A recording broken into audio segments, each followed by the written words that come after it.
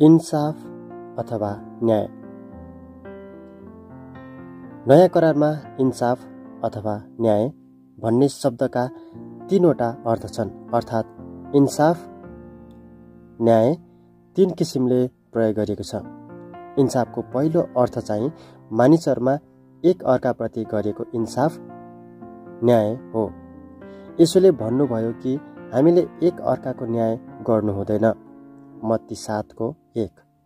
मानिसले गरेको इन्साफ कहिले पनि पुरा सत्य हुँदैन, किनभने कुनै मानिसलाई पनि अर्को कुनै मानिसको विषयमा पुरा थाहा हुन सक्दैन। परमेश्वरलाई मात्र हरेक मानिसको बारेमा सबै कुरा थाहा हुन्छ। त्यसकारण परमेश्वरले मात्र मानिसलाई सत्यसँग न्याय वा इन्साफ गर्न सक्नुहुन्छ। बाइबलमा उल्लेख भएको दोस्रो किसिमको इन्साफ चाहिँ दुष्ट वा पापमा परेका मानिसहरूलाई परमेश्वरले दिनुहुने दण्ड हो। यस्तो दण्ड विश्वास गर्ने र नगर्ने दुवैमाथि पर्न सक्छ। 1 कोरिन्थी 11:29-34। यस किसिमको इन्साफ अथवा दण्डको उद्देश्य चाहिँ मानिसहरूलाई परमेश्वरतिर फर्काउनलाई र तिनीहरूका जीवन सुधार्न र पवित्र बनाउनलाई हो। नयाँ करारमा उल्लेख भएको तेस्रो किसिमको इन्साफ चाहिँ संसारको अन्तमा हुन आउने परमेश्वरबाटको अन्तिम इन्साफ वा न्याय हो।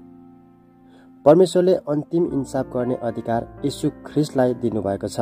यूहन्ना 5:22। प्रत्येक मानिस यीशु ख्रीष्टको न्याय आसनको अगाडि उभिनु पर्नेछ। 2 कोरिन्थी 5:10। ख्रीष्टले गर्नुहुने इन्साफ बिना पक्षपात हुनेछ। यस संसारमा चाहिँ त्यस अन्तिम दिनको इन्साफ हुने छैन, तर ठिक र जस्ताको त्यस्तै इन्साफ गरिनेछ। जसले यस संसारमा ख्रीष्टमा विश्वास गरेको छ त्यो उद्धार पाएर स्वर्गमा जानेछ। जसले यस संसारमा ख्रीष्टमा विश्वास गरेको छैन त्यो दण्डको आज्ञा पाएर नरकमा पठाइनेछ। अन्तिम इन्साफ गरिसकेपछि कुनै अपिल गर्न सम्भव हुने छैन। यसैकारण उद्धार पाउनलाई मानिसले यसै जीवनमा येशूमा विश्वास गर्नुपर्छ। त्यसबाहेक अर्को कुनै उपाय छैन। प्रेरित 4:12।